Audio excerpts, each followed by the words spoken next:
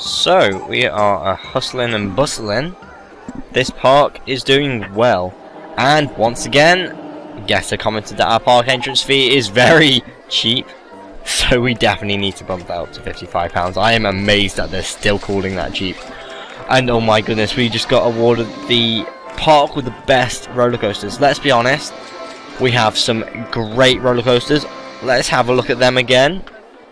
So we've got Matt's Den here, a shuttle loop style roller coaster where it speeds up, does a loop, an amazing loop, gets up to a really high steep slope, goes backwards and does the entire loop backwards once again. I think I would definitely go on that ride, and it's a stand-up roller coaster. So if you're on that, you're not sitting down. If you've ever been on a stand-up roller coaster in real life, I would say it's not particularly comfortable.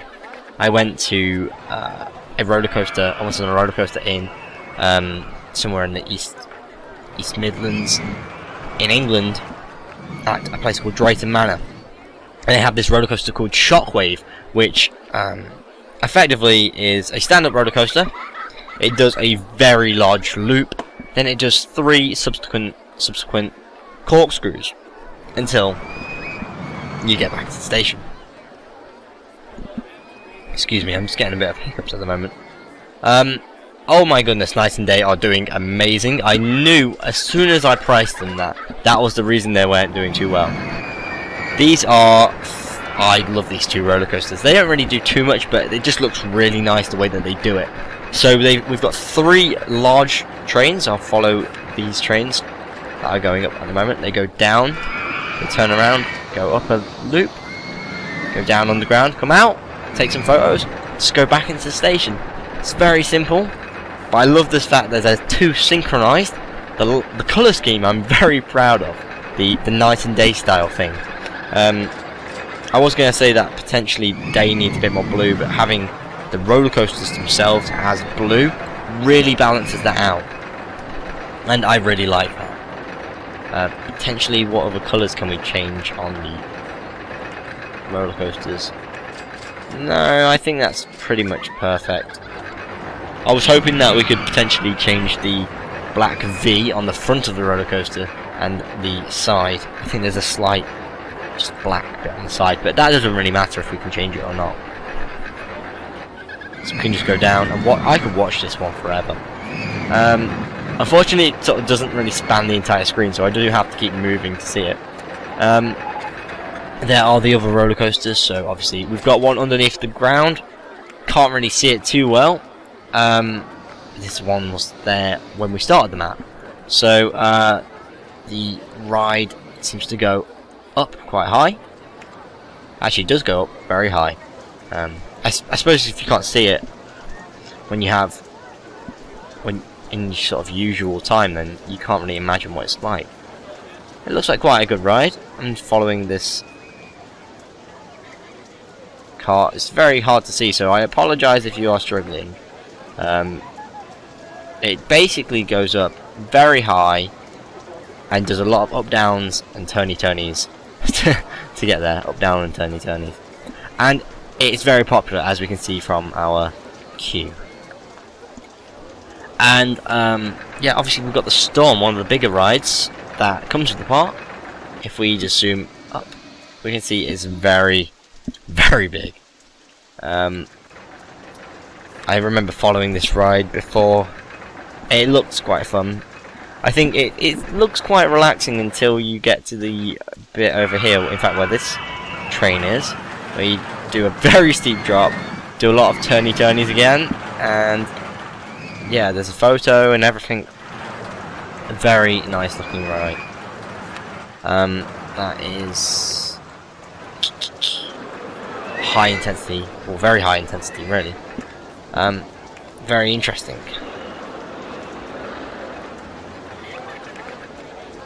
Another ride that I kind of forgot about, because we only really added it recently, was Archie's. So Archie's is a mouse ride. I'm not particularly sure of the pink eyes. I think maybe red would be slightly better. It's a wooden wild mouse roller coaster, and it's kind of basic. People seem to be enjoying it. A small amount of people, at least. I know it's raining, so there's not too many people in the queue, so hopefully that should be fine.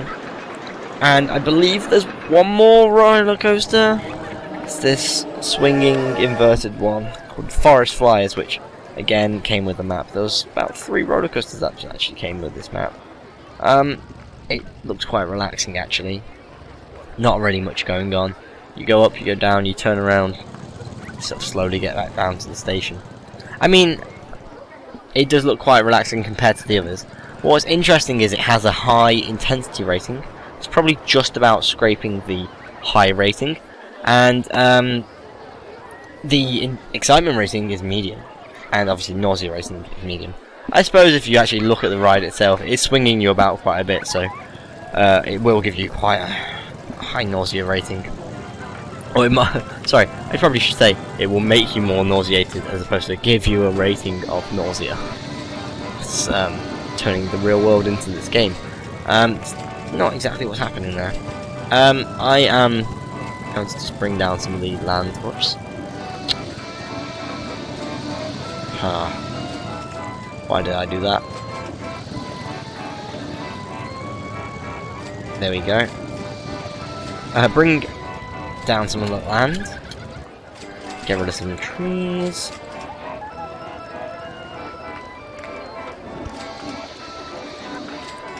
Brilliant.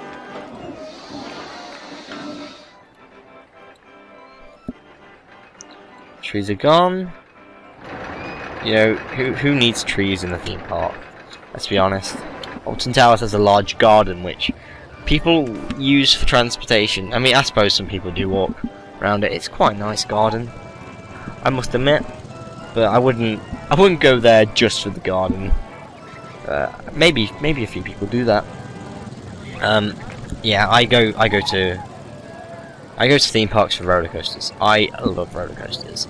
In fact, I'm thinking, as a final part of this park, we can add one last roller coaster. I'm trying to get a bit of space for it.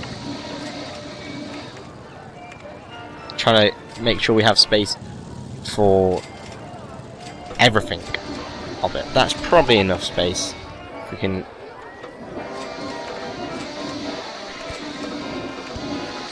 make it. We could probably make it loop up. I worry that getting back to the station might be hard. In fact, if we do that now,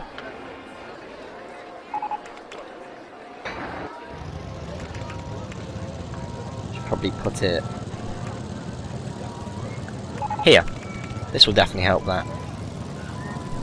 So I think one thing we can think of is, how big do we want this roller coaster to be? I'm thinking very big. And how extreme? Probably very extreme. In fact, this is kind of just going to be one of those roller coasters which you make and you think, wow, that is insanely extreme. Still go on it. Probably would make me feel a bit sick. Not gonna lie. That's the aim for this roller coaster. Massive ride. Massive ride. In fact, let's have a large...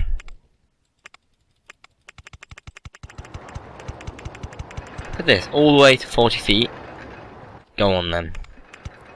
I think steep drop.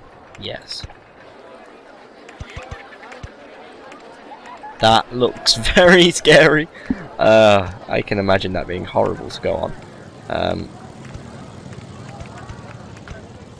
Like I said, did I say recently I went to Alton Towers? Recently-ish. And I went on Oblivion. And that has a 90-degree, well, roughly, I think it's not exactly 90 degrees, but it has a 90-degree drop, and it's very scary when you get to that drop. I really enjoyed it though. It was very interesting. In fact, I don't know if you've been following roller coaster news or any sort of news related to this sort of thing, but I believe recently they found out the reason why Alton Towers had a crash, and it was human error basically. One of the people working at the park thought that the ride was saying, "Oh, there's an error." They didn't. I guess they didn't believe it, or they didn't take the appropriate actions there, and so they just let more people on, let the ride go, and that caused the crash. There was, what was it? 4 people that got majorly injured. 2 of them lost legs, which obviously is very bad. But because it was just human error, they are going to reopen it sometime, I believe, in 2016. But yes, it's going to be reopened.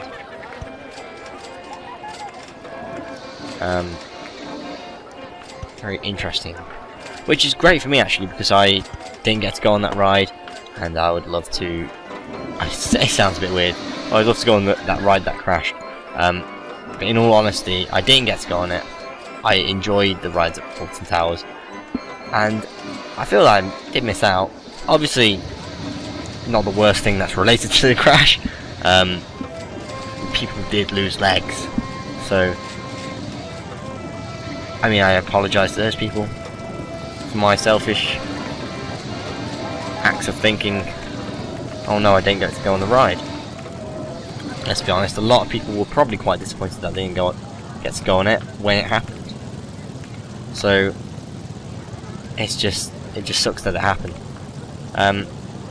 Oh well, it's happened now. We can't really do anything about it. Need to get better exit and entrance here. I think entrance might be a bit dodgy. Let's give that a test. I imagine this is going to be a very fast roller coaster when it gets to the top. It'll take a long time to get there, so we probably have a bit of time just to think about adding paths, adding queues, you know, the fun stuff. The bits that when I'm watching these back, when I'm editing them, I think, did I actually spend that much time editing those paths, editing those queues? But I mean, that's part of the entire rollercoaster experience. Rollercoaster Tycoon experience is sorting out the path. It's not just about making the roller coasters. Obviously, it's great to make roller coasters, and I mean, this is a great extreme example of where can I just have a crazy roller coaster that is just gonna be insane. So we get all the way to 40 feet, and we drop very steep. We go all the way up, all the way back down, do a couple of loops. I imagine this is going to be very extreme on its testing. That would be great to watch the test results. In fact, this is the strange screen that sort of shows you the speed of the ride, the altitude, the G's that you receive on the ride. So velocity is quite slow, altitude gets higher, the vertical G's is pretty much nothing, and the latitude G's, that increases later on. I think it's great to watch. Well, the altitude one looks quite funny, but the velocity, if you watch that, just churning away. So slowly getting there, slowly churning up.